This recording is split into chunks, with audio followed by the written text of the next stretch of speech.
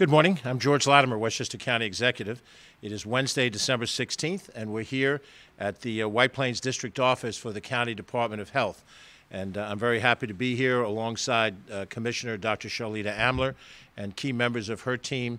We're here to sign the 2021 budget, which has been passed by the Board of Legislators, but we can't help think of 2020 and a year in which the work of our county health department was probably the central accomplishment of our year. And so we're very happy to be here. This is the first time I've been in this location without Dr. Amler giving me a shot for something.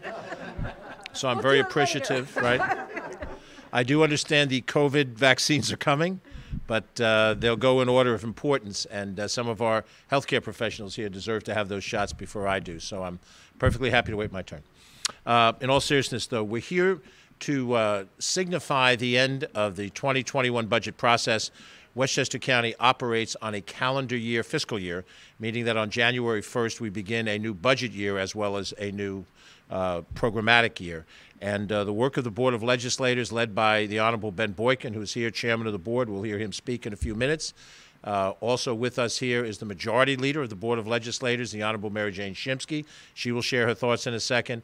And then the member of the legislature that's carried the heaviest load on the budget, the Chair of the Budget and Appropriations Committee, the Honorable Borgia, who is with us here as well. I'm joined by my partner in all of this, Deputy County Executive Ken Jenkins, also by the Director of Operations, Joan McDonald. We have Aviva Meyer with us here, who is one of our key folks, and elsewhere in the audience, in addition to Catherine Chaffee, our Director of Communications, is Andrew Ferris, our Chief of Staff, and the Budget Director for Westchester County, who really pulls all of these things together and did a brilliant job this year, Larry Sewell. Have I missed anybody? Did I get everybody? We have our nurses set. Oh, yeah, and you're going to introduce them. I'm going to ask you to introduce them by name.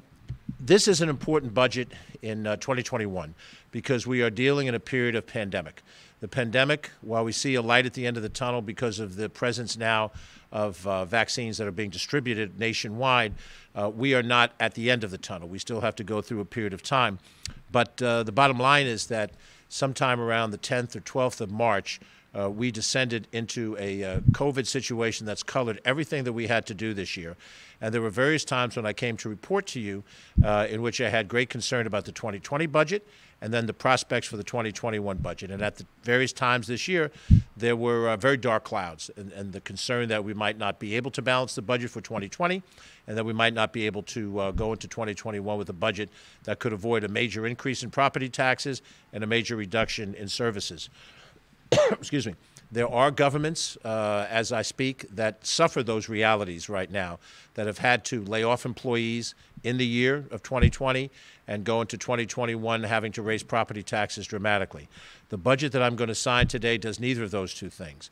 Through the hard work of the people who run this county government every day, and I start with Joan McDonald as Director of Operations, the operations team, and the work that Larry Sewell did in the Budget Department. We went through every single department of county government. They presented their needs for both operating expenditures and capital expenditures, and they laid out what was a necessary plan to run the year in 2021. We knew that there were certain areas that we could not predict. This budget is well balanced. It's structured soundly. It will pass any objective scrutiny of its viability. But there are factors that we can't predict. We could not predict them in the year for 2020, and we can't predict them for 2021.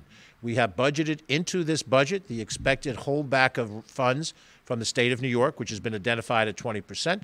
New York State also has a large budget gap, as we did earlier. They are doing whatever they can to close that budget gap, and that might yet have consequences for Westchester County, but we don't know at this stage of the game. We also don't know if the new administration in Washington and the new configuration of Congress will provide additional COVID care money going forward. We benefited from that this year. We had resources from the federal government. We used it wisely, and that allowed us to do critical programs and, at the same time, provide the tax cut that we're going to allude to in just a second. But we don't know what the federal government will do in that regard. And then most most importantly, we don't know what is yet to be the course of this pandemic and what will happen with COVID impact on the economy. We know that even as I speak right now, there are individuals who face evictions. There are businesses that have concerns about whether or not they're going to stay afloat, be viable, go through the future, and when we're going to have a full opening of the economy, which will allow us to have the full benefit of the revenues that come from the open economy, the sales tax revenue, the hotel occupancy tax revenue, and other revenue streams. We do know that we've been very fortunate in Westchester County, but we have made the most of that good fortune.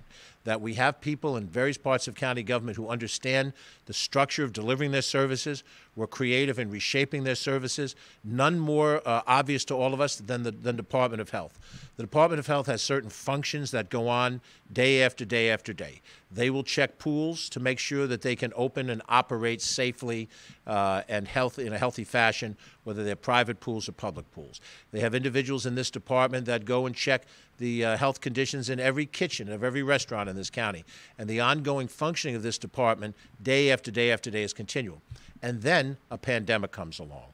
And then County Department of Health nurses step up as heroes and heroines to be able to show their professional commitment to their career and job, and they put themselves in the path of the contagion in a very direct way, and they serve people despite the fear that we all have of contracting the disease and potentially dying from the disease.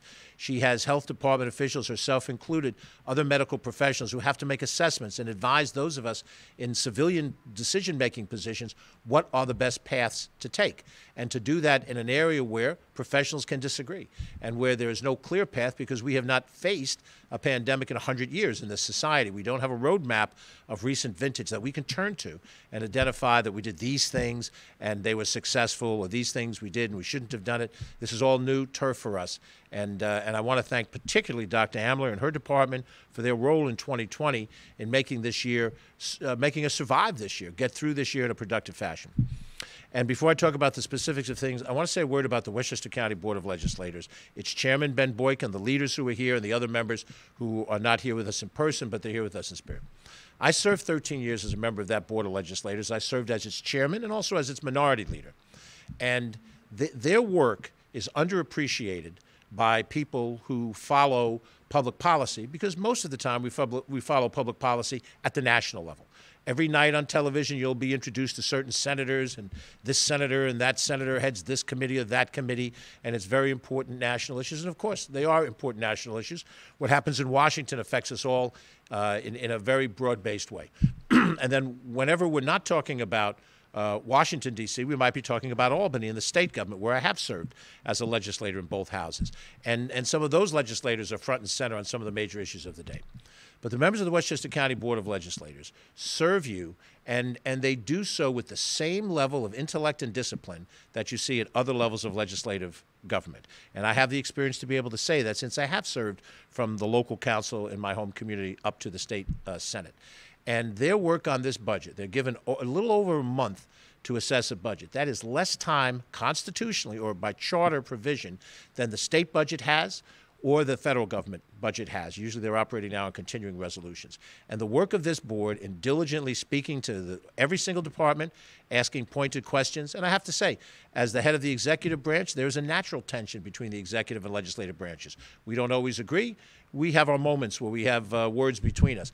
But it doesn't change the fact that this legislature shows professional, intellectual capacity to provide the balance wheel, and there must always be a balance between the executive and the legislative department. As the executive of this county, I believe in that balance, and the Board of Legislators did their due diligence on this budget. They made changes to this budget that made it a better budget. When they proposed certain types of things, most notably the level of parental contribution on child care, they made a salient point. We agreed to the change in the budget. We thought that was a wise change. It came at the direction of the Board of Legislators, and we accept that as modification that was wise and good. For the second straight year, this budget, which is a $2.091 billion budget, has cut the general property tax levy for Westchester County. Now, the property tax levy, or taxes as people see it, county taxes are almost always viewed as property taxes. The property tax levy is one of the two major revenue streams that fund this budget. And the slightly under $2.1 billion budget is funded by property taxes, by sales taxes and then by federal and state aid that comes back more often in reimbursement to services that we provide for mandated programs that the state and the federal government create. Those three revenue streams are the three revenue streams primarily that underwrite this budget. There are other revenue streams, mortgage recording tax revenues, there's hotel occupancy tax revenues, there's a host of different other streams. But those are the three major streams that undermine this budget. But only in property taxes do you deal with somebody giving you a bill that you have to pay that is based on the perceived value of your house as has been assessed and as taxes have been levied against that value. On the sales tax side or the hotel occupancy tax side, there has to be an action or an activity that you take that generates your obligation to pay a tax. And you may choose not to do that. You may choose not to buy something. Therefore, you're not obliged to pay a tax.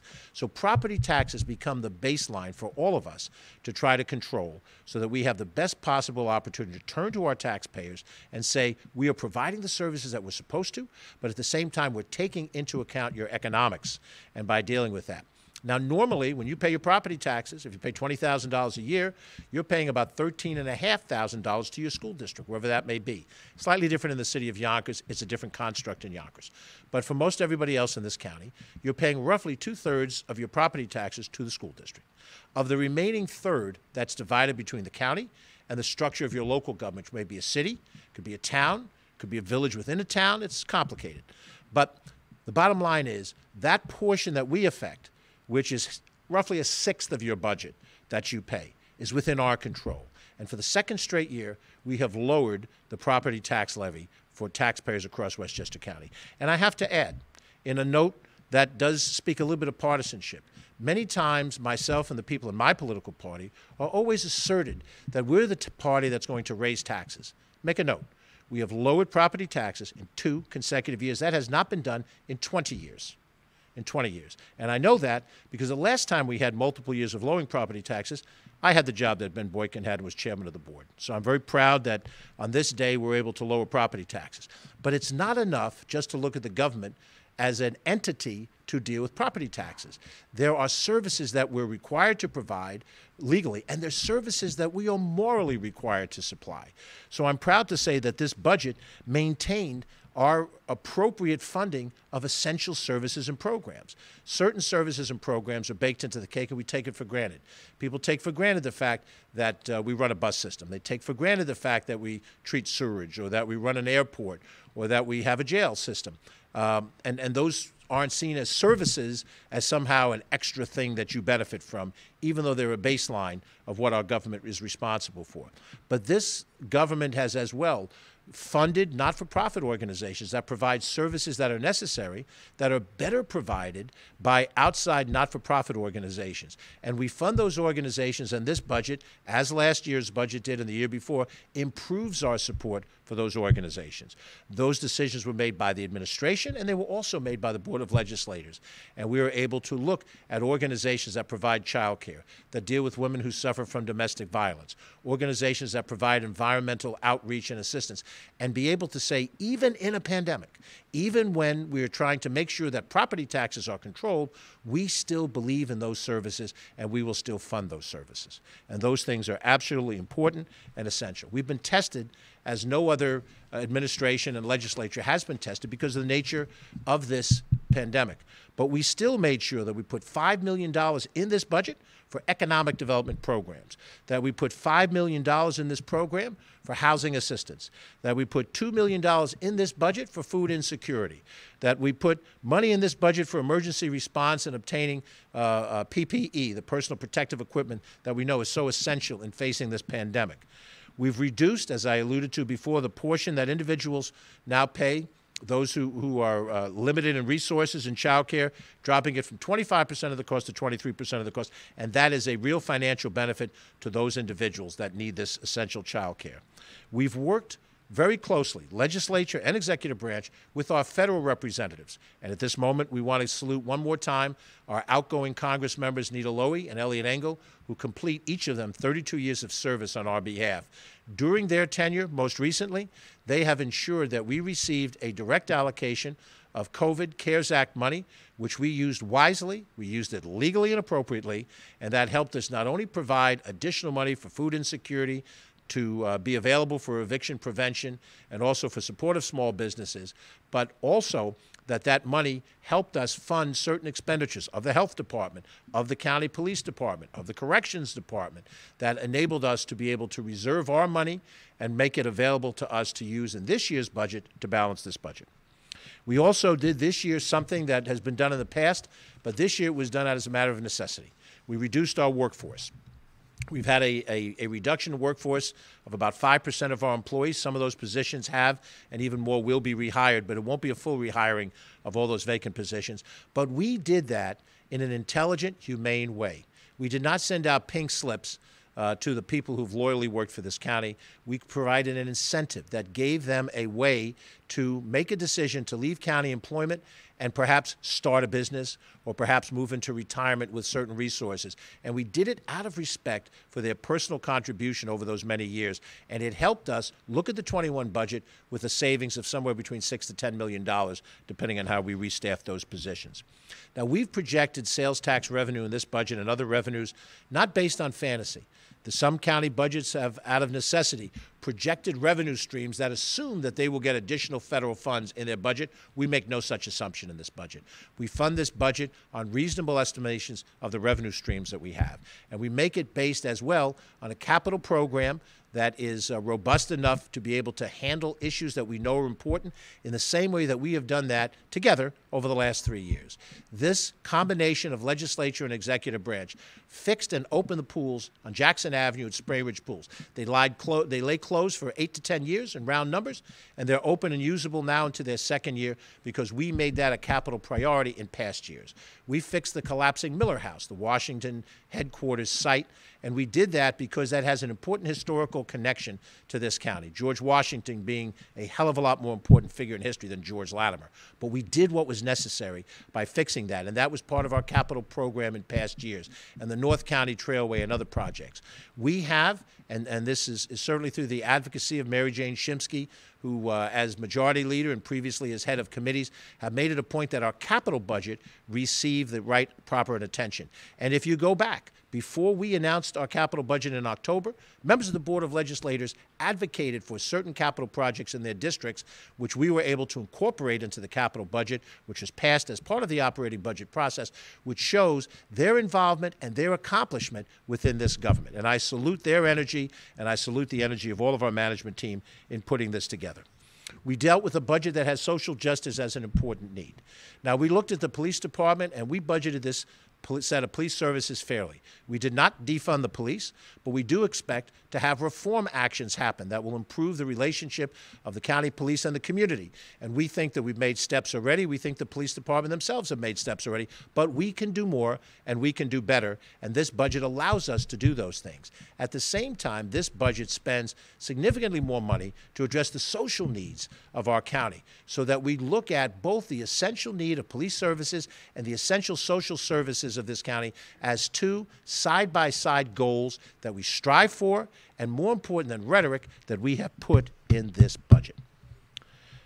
I also want to highlight, before I ask the chairman to make a few comments, that we have done a number of different things that represent certain targeted activities, things that improve our MWBE participation programs to reach our economic activity out to a wider group of people, that we make sure that we have efforts to support small businesses with direct grants, not just loans, things that will help those businesses improve during this pandemic period. And we've helped in the vicinity of 300 small businesses in Westchester County. Not major corporations, entities that have 99 or less people, in some cases very small workforces, but to keep those people working. For in the same way that we did not want to lay people off from county service, we did not want to see continued job loss in the private sector. That creates the vicious circle that takes the economy down. Less people making money, less people spending money, businesses having less resources. We want the virtuous circle. The virtuous circle is the rising tide that raises all boats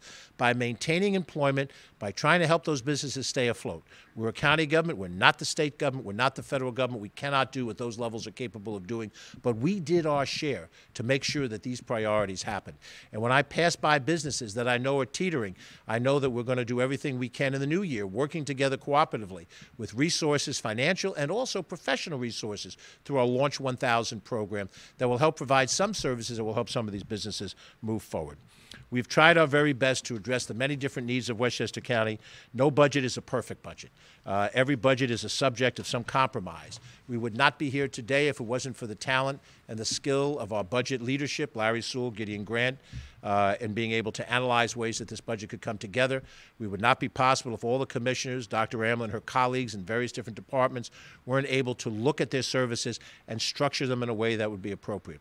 But we are here today to sign this budget. I'm here to sign this budget in its whole as a statement that government can achieve end results. We are not just a debating society. We are not just a clash of ideologies that entertain you on television every night. We are a functioning government that has responsibility, from these nurses to the police officers that drive our highways, and as the snow prepares to fall, our DPW workers that will keep the Bronx River Parkway clean, our people who work in our transportation department who will do their very best to keep the Beeline bus system running, and those in a similar situation who work at the county airport will try to keep the runway open for whatever flights need to land there, and in situation after situation after situation to show that we can do this together. This budget passed the Board of Legislators on a bipartisan basis, and the acrimony that we see in Washington and sometimes we see in Albany is not translated here in White Plains. Let me invite the chairman of the Board of Legislators, the Honorable Ben Boykin, who leads the Board of Legislators and led them through this budget process in the macro, to share some of his thoughts. Mr. Chairman.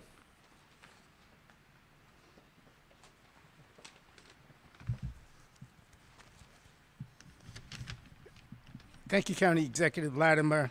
I'm joined today by the Majority Leader, MaryJane Shimsky, and by the Budget and Appropriations Chair, Catherine Borgia, who you'll hear from shortly. Let me say that on behalf of all 17 members of the County Board of Legislators, the budgets passed unanimously. Bipartisan, unanimous. We look back, and I think the last time this has happened was 20 years ago. So we have to be proud that the budget that the county executive sent to us, that this board took a deep dive on with each department. We made some additions to it. We made some adjustments to it. It's a budget that everyone said is good for the taxpayers and is good for the people of Westchester County. We addressed the human needs that we needed to do. We also addressed social needs in this budget. There were also items that address those that are more vulnerable, that we need to help. That's what government does. And that is when government is needed the most, when people need help. In times of crisis, this government and its employees have stepped up for the people of Westchester County. The county executive is signing the 2021 budgets at the county health department because the county health department saved lives and protected the residents of Westchester County. Dr. Amler, thank you, and thank all your employees for keeping us safe. All other departments have stepped up. Everyone stepped up with a singular purpose in mind: to work for and protect the people of Westchester County. This is a budget that will see us through 2021. As the county executive said, there are some uncertainties that we don't know about. But based upon what we know today and how we've conservatively budgeted this budget, we will get to a brighter side at the end of the day. It's going to continue to take ingenuity, hard work, cooperation, and leadership with the county executive, with all members of the Board of Legislators, with all departments working together, pulling together to make sure that we can provide for the people of Westchester County. We have a lot of work to do in 2021 to help our residents, our businesses, and our institutions build back. But brighter skies are on the horizon. The vaccines are already here and being administered in certain places. But the budgets we are signing today will help us get to a brighter day in the future. So, County Executive George Latimer, thank you very much. Thank you, Mr. Chairman. We're going to have a few of our guests here also share a few of their thoughts about the budget, but because of social distancing, we're not able to get everybody in who have some comments. So we invited some of the individuals who are impacted by this budget to express some of their thoughts, and we have them with us on video. So if we would, let's hear some of those comments. How a society treats its most vulnerable is always the measure of its humanity. Nonprofit Westchester and its member organizations have been grateful to partner with Westchester County government to meet the most acute human services needs brought on by the COVID-19 pandemic. Like other businesses, our organizations have been stretched financially and in need of government investments to meet the ever-growing demand for our services. A budget reflects the values of a community. The 2021 budget, brought forth and passed by County Executive George Latimer, demonstrates both the value he places on the people and community served by the nonprofit sector and an understanding of the overwhelming needs our agencies are uniquely and expertly addressing. Additional funding of $5 million for housing assistance, $2 million for food insecurity, $65,000 for food pantries, and a reduction in the parent share for childcare are important investments that help us confront our community's most serious issues, to which no one is immune. Nonprofit Westchester expresses sincere thanks to County Executive Latimer and the Board of Legislators for developing a budget that is most supportive of the nonprofit sector during these most unprecedented times. We look forward to working together in 2021. Being able to review some of the aspects of the 2021 budget, it's certainly commendable to see that County Executive Mr. Latimer has made adjustments and revisions to address the pressing needs for county residents and businesses. To see that there are funds being set aside, $2 million for food insecurity and also for food pantries is commendable. We're seeing persons for the first time in their life experiencing food insecurity. And so to address this need and to address it immediately, not only now, but going forward to the immediate future, is certainly commendable. To see $5 million for housing assistance programs. With the loss of employment for many individuals, housing will be the next area that's going to be affected. And to see that funds are set aside to assist those experiencing this is also tremendous. And once again, a vision of going forward to address the needs of the residents of the county for this year and for the immediate future. And also for the economic development programs, the $5 million set aside for that, to help our communities to stabilize, to help small businesses in these communities to continue to grow. Certainly the county is undergoing a change, as the entire country is. And to see these needs being addressed is so important through our county exec. So I certainly have to commend him, and in light of all this, to not raise taxes, to cut expenditures by $15.7 million in the budget is amazing to see. So this balancing act that we're seeing is continuing to go forward and really address the needs of those in the community. We're happy to be supportive to you from the Housing Opportunity Commission. On behalf of all of us here at Feeding Westchester, we say thank you to County Executive Latimer and the team at the county. For the past 9 months, you all have stood at the forefront fighting for our neighbors in need throughout Westchester County. We appreciate you so much for your support and for your focus on food insecurity and hunger relief. Together, we are Feeding Westchester. It has been an incredibly challenging year for businesses, nonprofits, and residents of Westchester County. Job losses, companies going under, and community safety nets spread thin, largely due to forces beyond their control. In the midst of this uncertainty, the county has passed a thoughtful and responsible budget. The tax levy is decreased, and we continue to invest in infrastructure, small businesses, and the nonprofit community.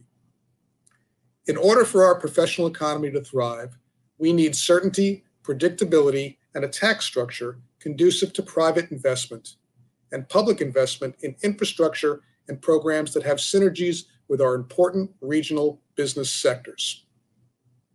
The Westchester County Association stands for smart growth and a fair economy that strives to work for all.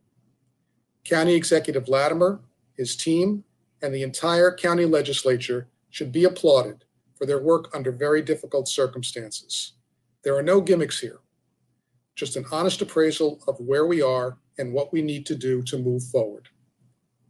As the collective voice of the regional professional community, the Westchester County Association will continue to work with our elected leaders to move our economy forward. Now, we need to come together and call on our federal elected leaders to finish the job and pass additional stimulus money that provides funding for state and local governments, supplemental unemployment insurance, and help to businesses. With the vaccines now on us, we are getting very close, and this is no time for the federal government to give up on the economy. But with respect to the county budget, it checks all the right boxes. There will be no economic recovery without childcare. Safe, regulated learning environments that are affordable for Westchester's working parents.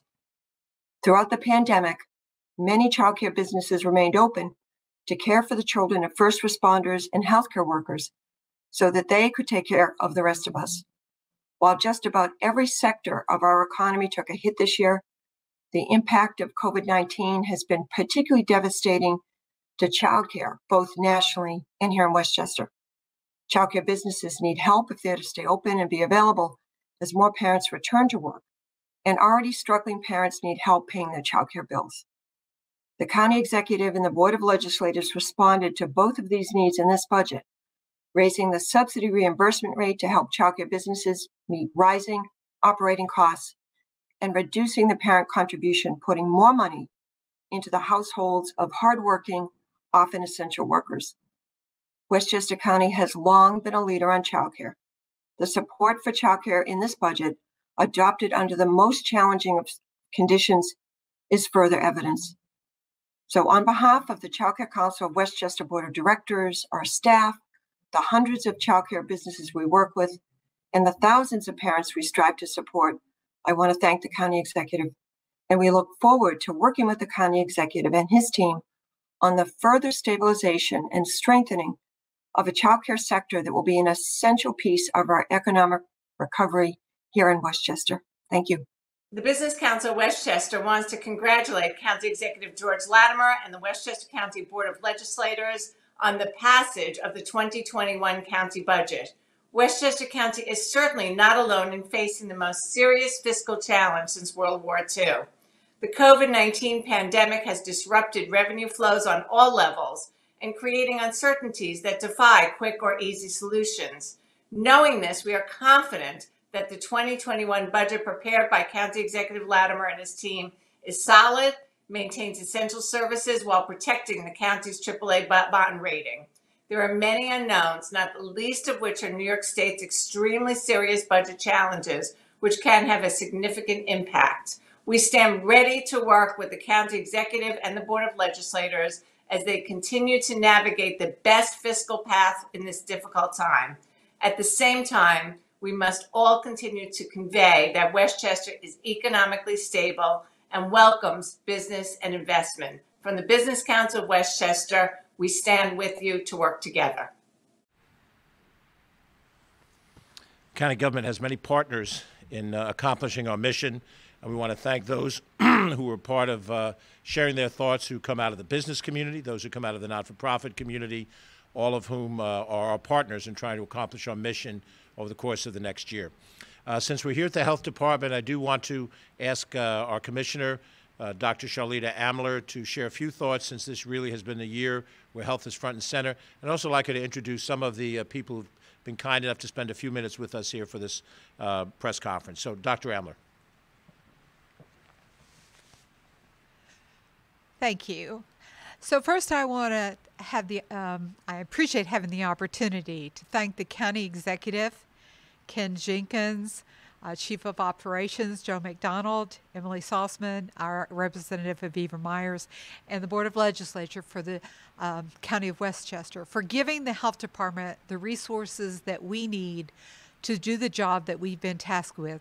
Not just our normal job, our day-to-day job of restaurants and communicable diseases and special needs children and all the services we provide, but also our efforts around COVID, which my department has literally been working 7 days a week, holidays, weekends, since early February. And so a lot of our people have really put out a yeoman's effort. But without the resources, none of our efforts would be possible. So I just want to thank you, County Executive, and the rest of your team for really giving us the resources and working so collaboratively with the Health Department to make the important work that we do possible.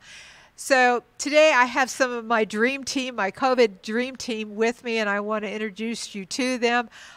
They have really done a lot to save lives in Westchester County. They've worked tirelessly, weekends, evenings, holidays. I call them 24/7, and they never complain. So I really so much appreciate their efforts. So I'm going to start with Toby Levine. Toby, you want to come up here? Toby is a doctorate of epidemiology. She heads our efforts around our numbers and making sure that the people who test positive and negative, that they get into the system, that we know who they are so that the case investigation and contact tracing can be done. So, Toby, thank you so much for all of your hard work. We really do appreciate the many, many hours. Toby usually has Sunday duty every Sunday just about, and she's been a real trooper. Thank you, Toby. So next I want to bring India Harris, and India Harris is one of our nursing supervisors. She has also been, the three of them right here have been our little team working around case management and case investigation. India works usually out of this office, but right now she's been working in the New Rochelle office and has put aside a lot of time with her family to really work the hours because she has young children at home, and she's really been very dedicated staff member. So thank you, India, very much. Appreciate your time. So Kevin is around. He's stuck with all of us women, and he never complains, and he's really just amazing. He is an amazing nurse that we couldn't get the job done without, I think, his patience with us and his leadership around the area of COVID. And he's really been the lead on the COVID nursing side of this, and has worked tirelessly. I mean, I really do call him at 11 o'clock at night, and he really does answer the phone. So. Kevin, thank you so very much, and I want you to thank all the team back in New Rochelle for all of their efforts as well. So thank you very much. And here in White Plains, you've met Lori Smittle before. Lori is our nursing. She has a doctorate in nursing, so she's not just a nurse. She is a doctor of nursing. She heads our clinical services here in our White Plains DO. She, with a lot of our other nurses, India included, and Kevin, have actually went to people's home, tested them for COVID. We've had a lot of people who they have seen on a face-to-face basis. They've put their lives, all of these people here, have put their lives at risk to make sure that people who needed to get testing were able to do so, sometimes in their home situation. So thank you, Lori, for all you do every day. It makes me almost want to cry, the hard work that my staff has done over the last year. Excuse me, but thank you. Appreciate it very much. So, in addition, I just want to thank our medical staff who could not be here with me today, Dr. Ada Wong, who's our infectious disease specialist. We also have two other ID specialists that work for us, Dr. Dial Hewlett, Dr. Marissa Montecavo. Unfortunately, they're hard at work today and could not join us. And the entire health department staff who have worked tirelessly and effortlessly, Peter DeLucia, Delroy Taylor, Marissa Montecavo, I mentioned her, I'm sorry, Marina Yogel, and most importantly, the person that I cannot leave out because she is my right arm, and that is my first deputy, Renee Recchia. Renee, I say, is the brains behind the operation, and she really keeps us on task, and we couldn't do the work we do without her. So we just want to I just want to thank all of these people, and again, thank the county executive for the opportunity to do the work we do. Thank you all. And we want to make sure that you can get back to do some productive work other than standing around with us. But as I said earlier today on a call with the various commissioners of the department, you don't work for the county executive of the day. We work together for the people of Westchester County. Viajamos juntos. We travel together. Thank you all very much. Have a wonderful day. Feel free. Now I'd like to ask the Majority Leader of the Board of Legislators, MaryJane Shimsky, who is an important player in the game. She has had other responsibilities in the Board of Legislators, now as Majority Leader. She helps organize, and Margaret Kunzio as the Minority Leader, she helps organize sort of the process of debating these things when we get off the floor of the legislature and into the discussion phases within our respective political philosophies. So, MaryJane Shimsky. Thank you so much, County Executive. The 2021 budget had to accomplish 4 competing and often conflicting goals. Number 1, it had to further the overall mission of providing the best services possible to our people. Number 2, it had to respond to the COVID pandemic. It had to take care of all of the needs of the hundreds of thousands of Westchester residents who have been suffering medically, in terms of mental health, and economically from the crisis. Number 3, we had to do all this in a way that would be easy on the taxpayers' pockets.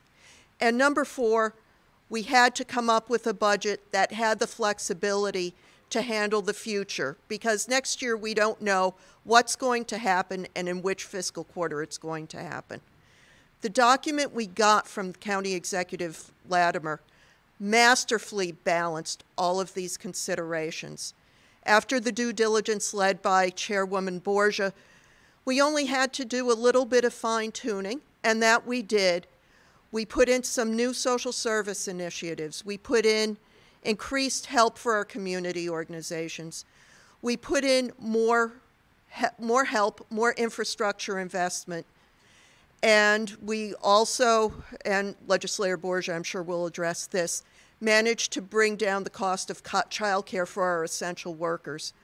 I'm honored to have worked with the county executive and his team, Budget Director Sol and his team, and all of my colleagues on the Board of Legislators. What we came up with at the end of the day was truly a great document that will put us in good stead as we face the future. Thank you.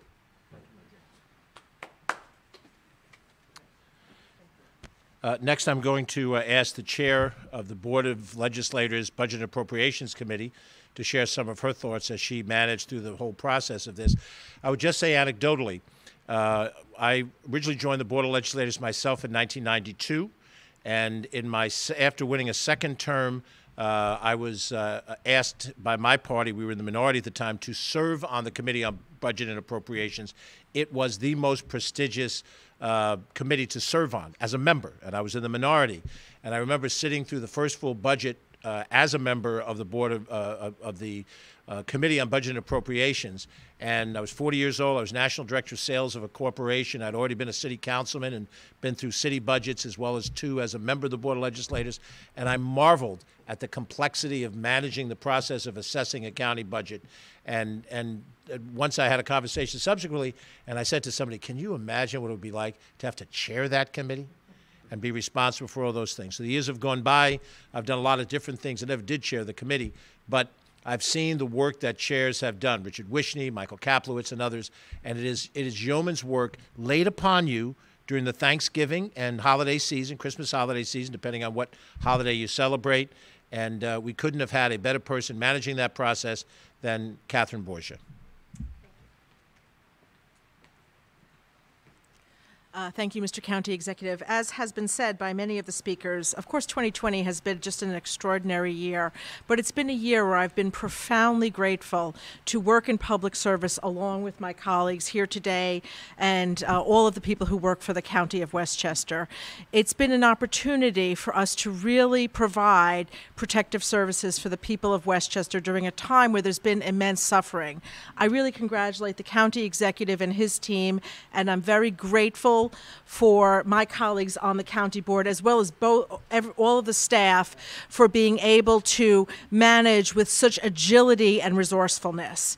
As you've heard, the county budget is one that reflects our values in a very profound way. It provides taxpayer relief. It provides additional services. It provides us flexibility for a year that we don't know what's coming, but we're well ready for it. I'm very proud to have been part of the process. It's actually an honor to be able to chair the Budget and Appropriations Committee, because it does give us a profound understanding of all the work that the employees of Westchester County do for the people of Westchester. And I thank you, Mr. County Executive. I thank everyone here present, all of my colleagues, and all of the employees of Westchester County for allowing us to serve the people of Westchester. Thank you.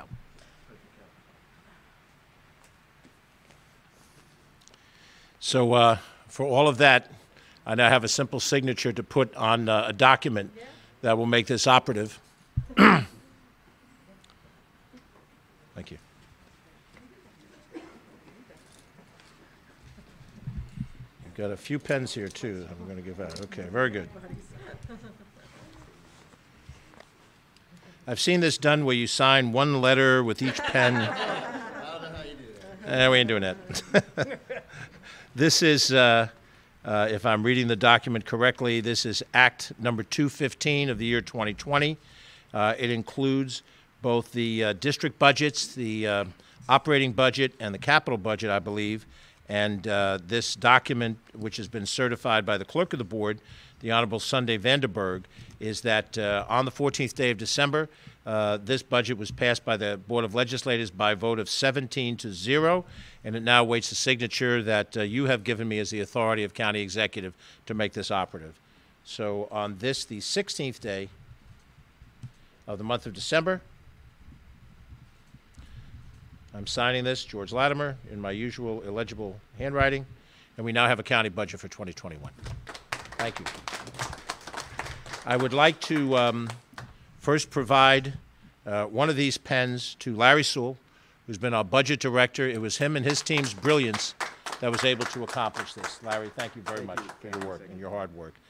I'd also like to invite the chairman of the board for his leadership to have one of these pens as well.